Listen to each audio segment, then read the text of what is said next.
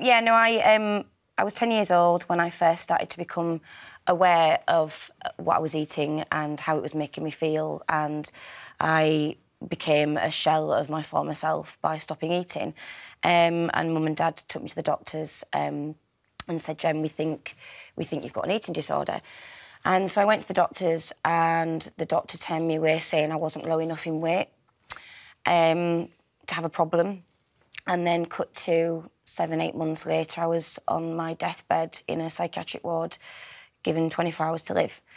And my journey was 13 years of a struggle. There was one critical thing that brought you back onto the path of recovery. What would that have been?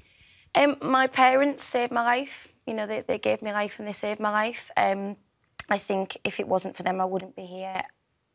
In all honesty, because they were because they were on your case, or because they fought so hard to get me the help that I needed. Because it's worth mentioning is that the theme of Eating Disorder Awareness Week this year is why wait? Yeah, why wait? Why is that the adopted slogan? I think because early intervention is key. So like 3 years, I hear, is the average before people with a suspected eating disorder do anything. Well, it's because anybody is once you're in a mental health, you know, tunnel, it's hard because you're in that tunnel and you're in that cycle because you're struggling. So to get help is difficult because then you're actually admitting, oh Lord, I need help. Yeah. So, you know, early intervention from, you know, the medical side, from carers and sufferers, you know, united.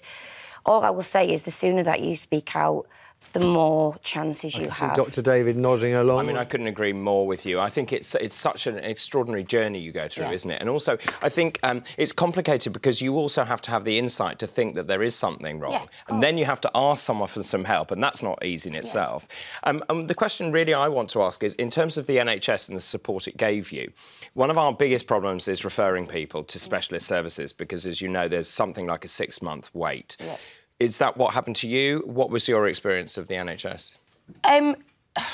This isn't me bashing the NHS at all, but unfortunately there wasn't enough funding coming through down to CAMHS to give me the support I needed there and then, which is still happening. I mean, I'm 34 this year, so I recovered. This is my 10th year in recovery, but it's still the same that we get to our charity. That there's not enough. One of my friend's daughters has gone through this. Same problem. No, you know, go to the doctors, present yourself, but they're unable to place her in that. So can I just ask, would that have helped if you'd gone to the GP, got specialist help like within a week or 2 weeks? You think that would have had a big impact? Massive. It's the reason my mum and dad set up the charity. We vowed never to have a family go through what we went through. We were nearly torn apart. I mean, literally, my mum and dad were sort of investigated as to why was I having a problem, like what are the deep-seated issues. No, I just needed somebody to talk to me.